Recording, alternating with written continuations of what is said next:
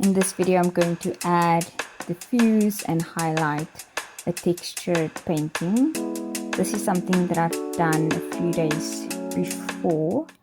I'm also going to make a peanut butter and banana loaf, and this is going to be for breakfast for myself, and it should do like 3 portions if that's the only thing that I eat as a meal. Also, if I sigh a lot in this video and it's a little bit unsteady, just know that I have not been feeling well. I've been ill for over a week, and so that's the reason. Now, let's get into the video. I hope you enjoy.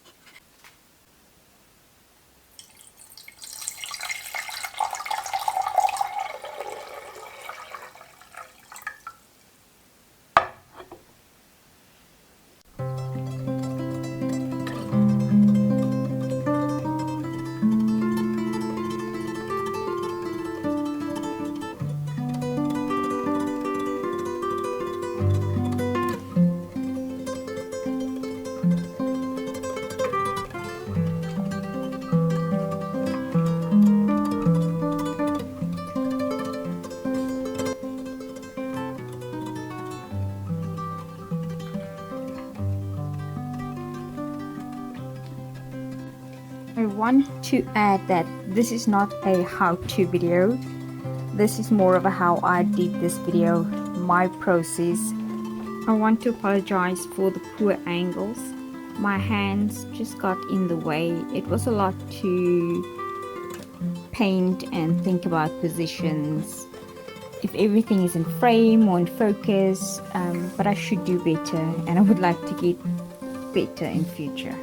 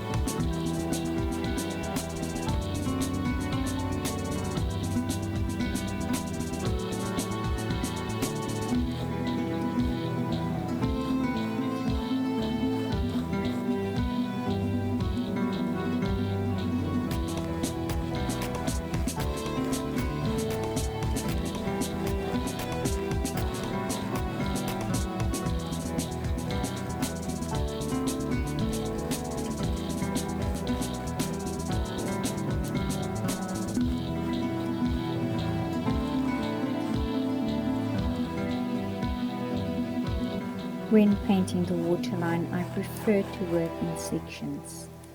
Paint the waterline, work the paint as close as possible to the wave.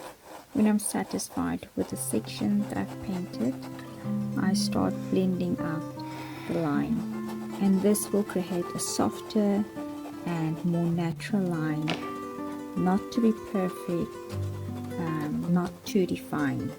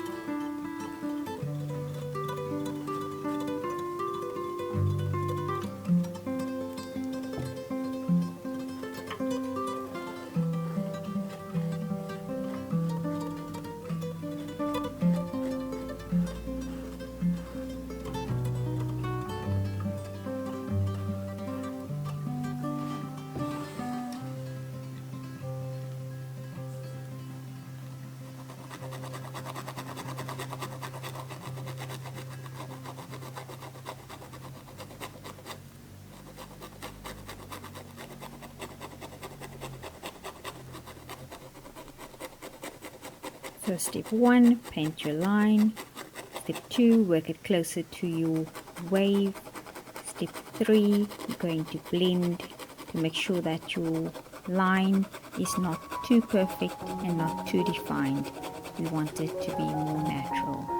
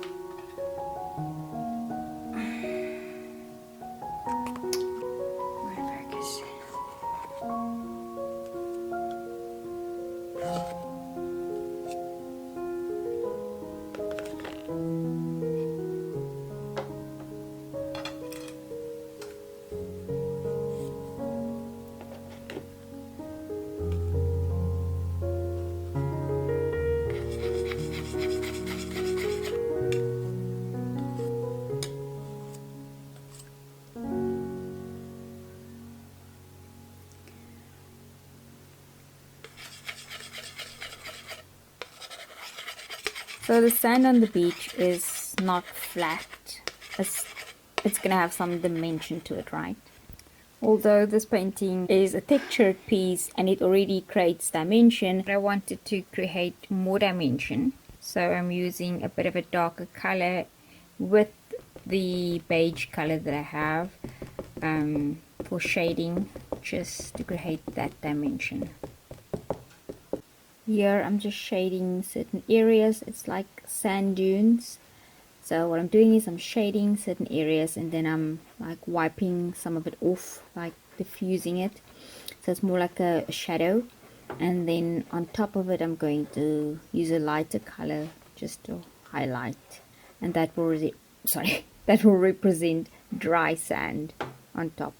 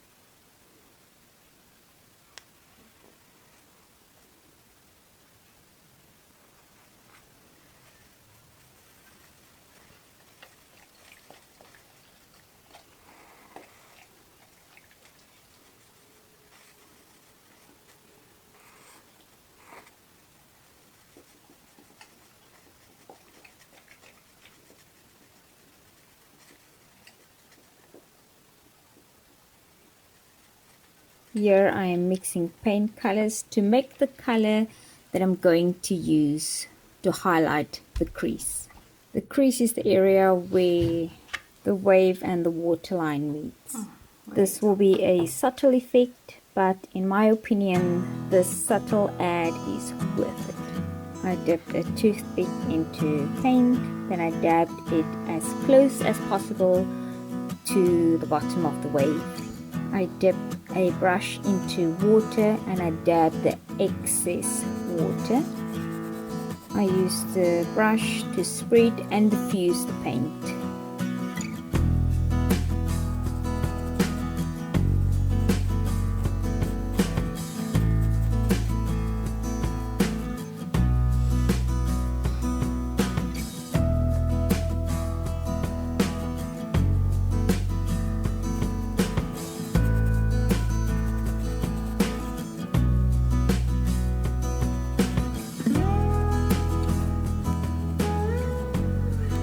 Use a cloth or sponge to remove the excess water.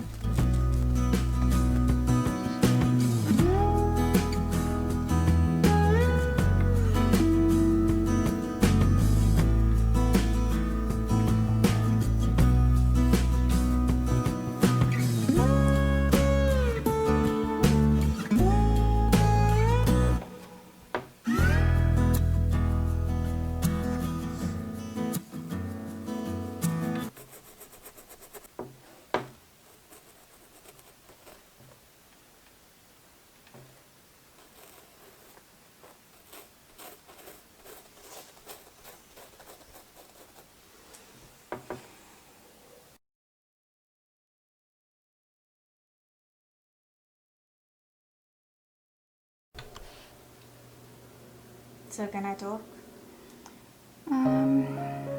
Just want to see where I am. Yeah, you can talk. Okay, so I was in class today and It's time. Come to brewery.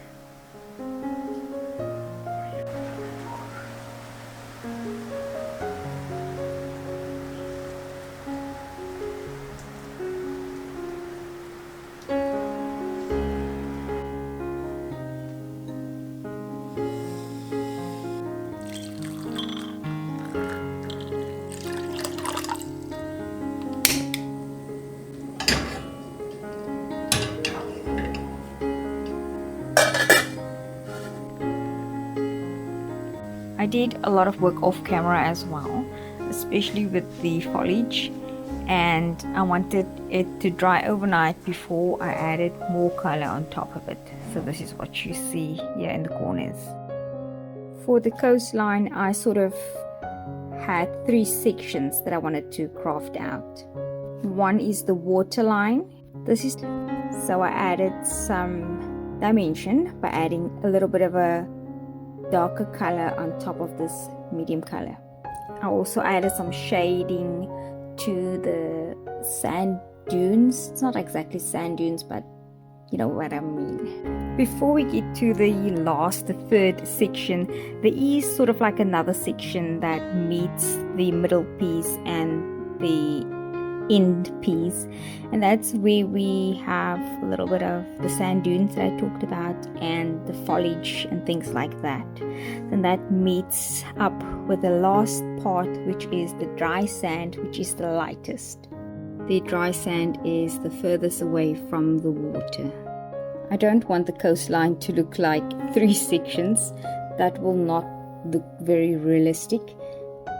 Even though the lightest color is at the furthest end, I tried to bring it to meet the other elements, and I also tried to blend some of the color.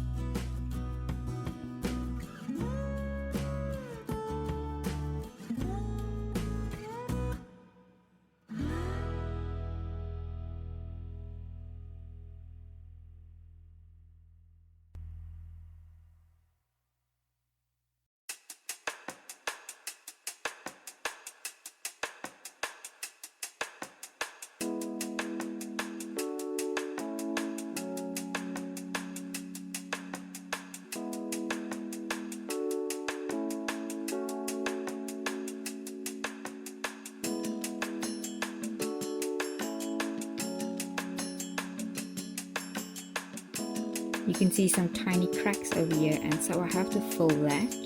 And then I also have to seal the piece, and that's probably going to take about 2.5 to 3 weeks all in all. This is in the morning, and the light is really bad in this area, so apologies for that, but let me take you in for a closer look.